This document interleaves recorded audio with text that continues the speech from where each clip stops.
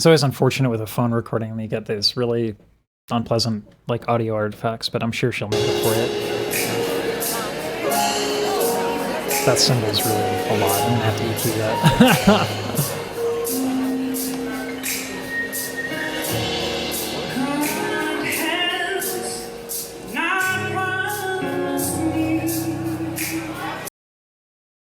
I have heard professional opera singers in this kind of phone recording setting, and they were wonderful live. But when you get this sort of like poor audio quality, what ends up happening is that every little mistake, every single little mistake is exaggerated. When I listen to professional, like up and coming, really the upcoming stars of opera, because AVA, the Academy of Vocal Arts, was nearby Temple, so I would go often. And what would happen often is when you'd hear these people on a phone recording, they would sound flat when you didn't really hear that live. So that she sounds this good already is kind of insane.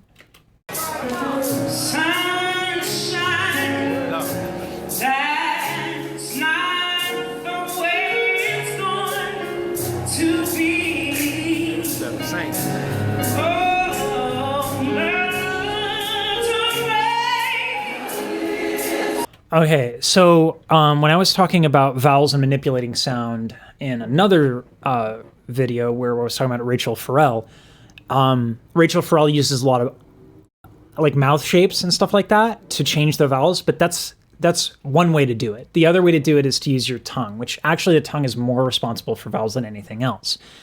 But you can hear Leandra using her tongue. I'll try to point it out.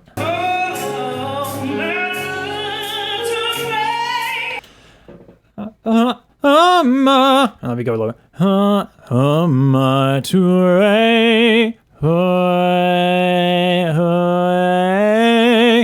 That's all manipulation of the tongue. Particularly what's difficult about this way of doing it is that when you narrow the tongue to get that kind of a little bit more smooth, kind of like sound, you really, really run the risk of going flat. You really do. But she makes up for that by like loosening it up and being a lot more gentle literally everywhere else. This is what I love about R&B. Probably this exists more in R&B and gospel and a lot of gospel and man, I forget the other genres, but in R&B and gospel, what you get is the license to be inefficient and unergonomic in singing to get colors and to get certain effects, which should be allowed in every genre. But you do that in opera and people are like, I never. But this is exactly why she should be able to do it. Gorgeous. Gorgeous.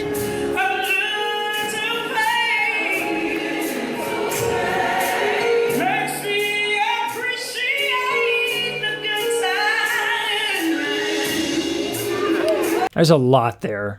There's a lot there.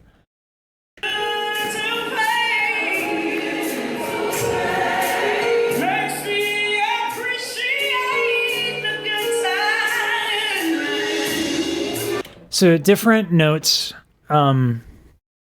require different resonance. And one of the hardest things about singing is creating what's called an even scale.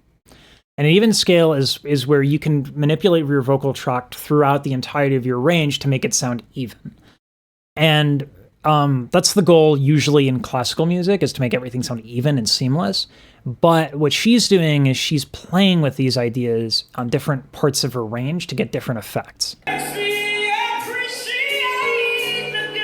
Appreciate. If you just stay with aid, that doesn't give the emphasis and the wonderful phrasing to that word. She makes that word matter more by changing the vowels as she ascends and descends. Listen very carefully.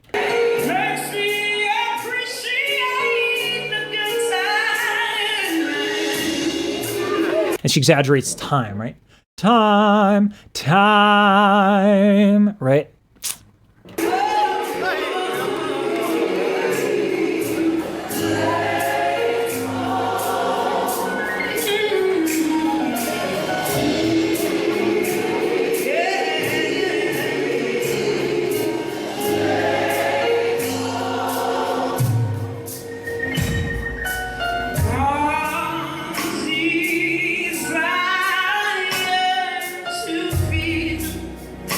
And this goes back to what we were talking about when I was talking about Rachel Farrell, which is this wide mouth opening here. Listen to this and hear the effects that it gives, right? This brightness.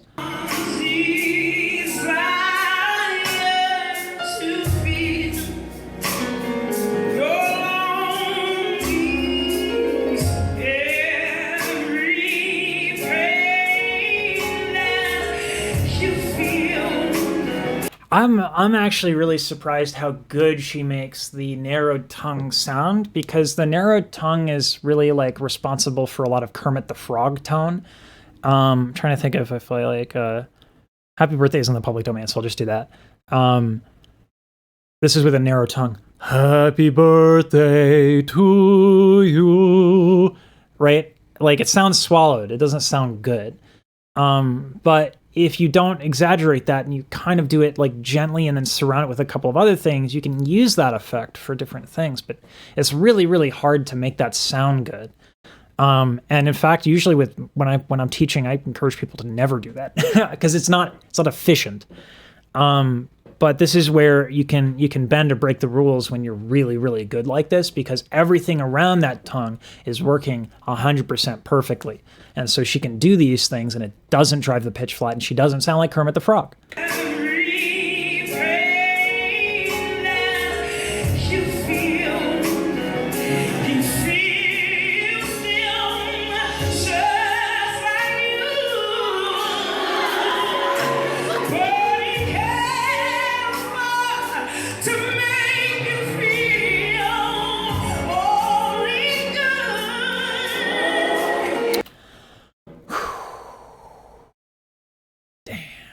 Look at her torso. We've talked a lot about vowels, but I don't think we've talked enough about breath.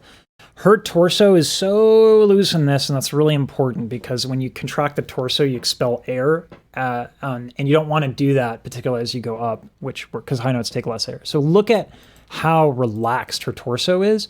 And then there was also a little nugget of a moment where she... I'd be all down here like breaking it down all day. I'll leave that little detail out. Just look at her torso.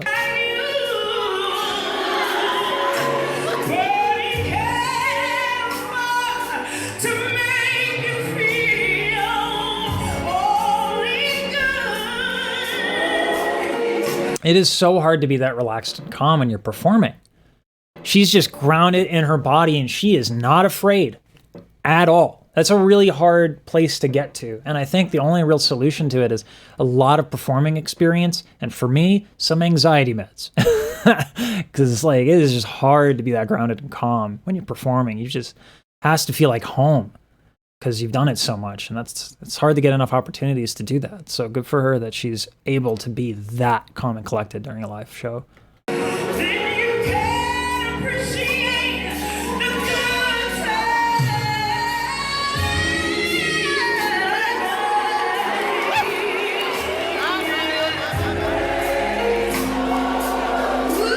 I hate how good that is. Hold on, we got to pay respect to this mic technique too. This is huge and requires again a lot of practice with the mic. So get yourself a mic, and in particular, get yourself a dynamic mic. USB microphones tend to be condenser microphones, and generally you want condenser microphones. They sound really nice. They make mixing vocals way easier, but if you're in a live situation, you do not want a condenser mic. You want a dynamic mic. And so it's really important that if you're going to learn these pullaways and stuff like that, that you use a dynamic microphone.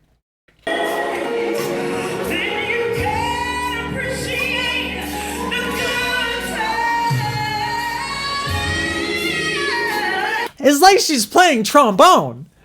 Like, you got to be kidding me. This mic technique is like so precise. Look at the movement on every note.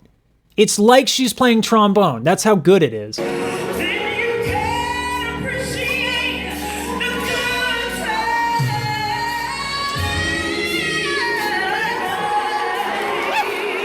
What? Screw it.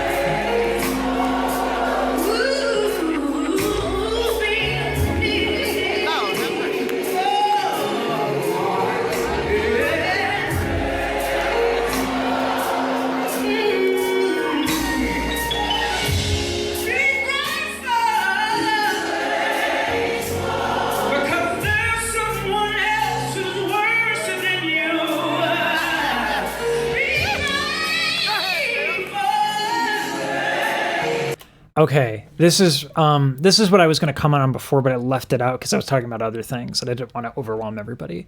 I also wanted to listen to her more. This little grind effect that she gets on the top, I used to think it was like exclusively a false fold distortion. But if you contract what's called the aryepiglottic sphincter, and let me see if I can isolate that, it sounds not pleasant by itself. So if I go like me me. Beep, beep, beep. That's the aryepiglottic sphincter. You see how it kind of has that nasty, like pinchy grind to it? You can do a lot of things around that to make it sound not so abrasive, and this is actually what opera singers do. They'll lower the larynx, they'll make a bunch of, space inside the mouth to get as much warmth as they possibly can, and then they'll use the aryepiglottic sphincter contraction because that stuff can project over an orchestra, which is why it sounds so abrasive. But you have to form around it, like so. Me me me.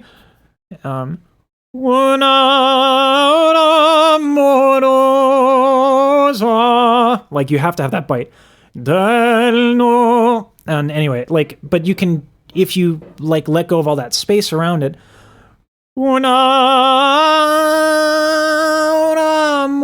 Like you can just contract it to the point where it gets that grind. And I know that it's a really long explanation for like literally a millisecond of what she did, but it's important to mention because it's cool. And that's how she did it. And it's like just she did it for a split second and then stopped. I mean, that control is ludicrous.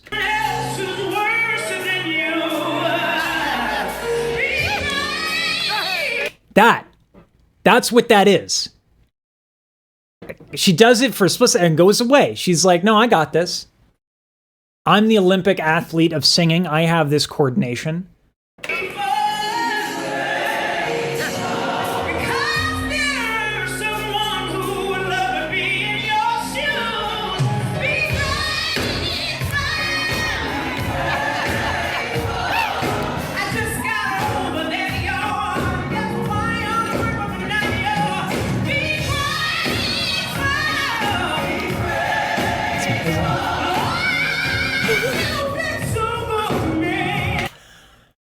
She's going heavy metal on us right here.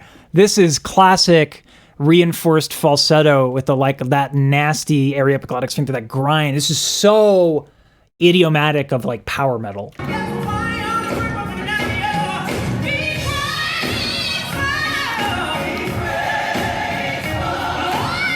That, I mean, yes, we hear that in a lot of genres other than metal, but like for me, that's how I like.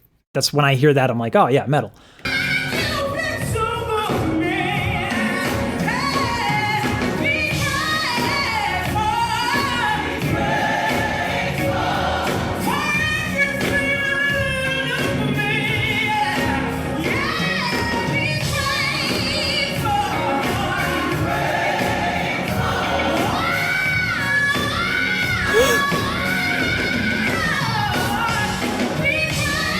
That's a lot harder than you might think it is.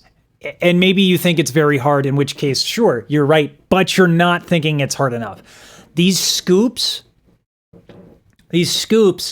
can get sabotaged really easy. So the way that you do a scoop, or the way that you, anytime you have a note where you're going to go up and down, up and down, up and down again, you actually have to form everything in terms of your breath, your body, your vowels, around the higher note. So that when you go like, and I need another note here. Right?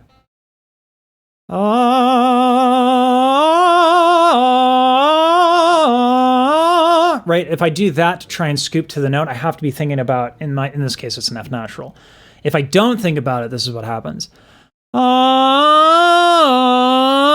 Right? Like you need to really intimately understand how to get access to that higher note and then keep that in mind, at least kinesthetically on some level. Keep that in mind so that you can reach it. And so she is 100% kind of sustaining that higher note as she's scooping into it.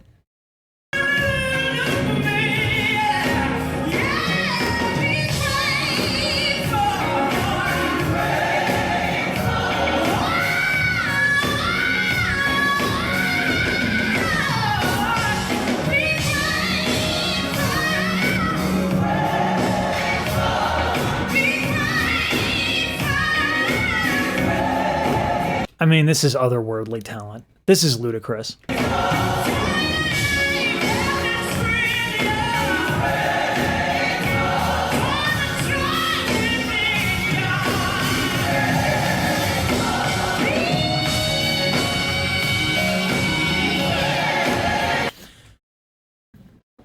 This is tricky. This is tricky, and so I want you to listen to.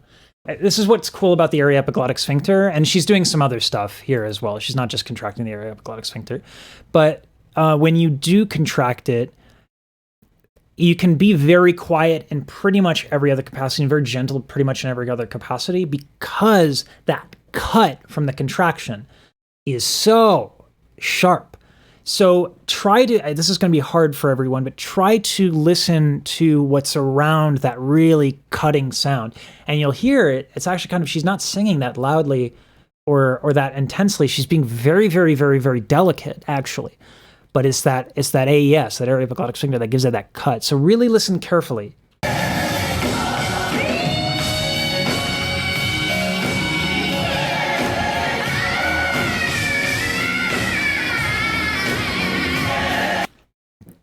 It's actually, she's actually singing just super quietly, but the aryepiglottic sphincter is just so potent at cutting through literally everything. It spikes. It will spike the frequencies that you're singing in right around from anywhere from 2 to 4K, depending on what notes you're on. I'm talking about hertz. If I had, and maybe, you know, as the channel grows, I'll invest in some software where you can see the spectral analysis of all of the frequencies as well as their dynamic level. And if I did that here, you would see that there's this bright little spot between 2 to 4K hertz, and then everything else is really quiet.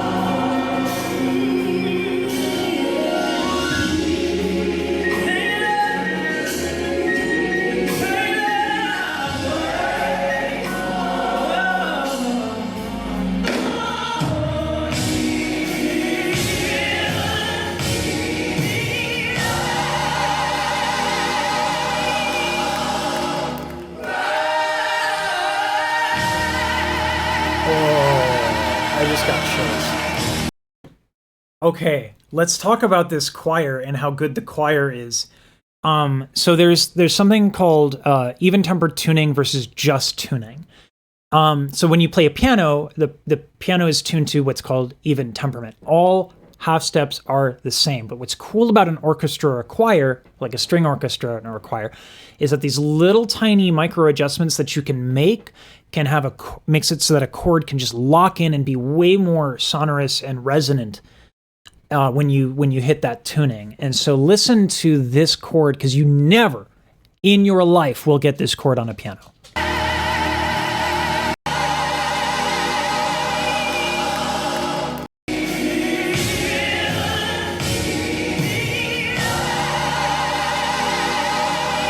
How amazing is that sound? You only get that with strings and singers. That's it. You have to have one of those two, and that's what makes a choir really special. Anyway, this is wonderful.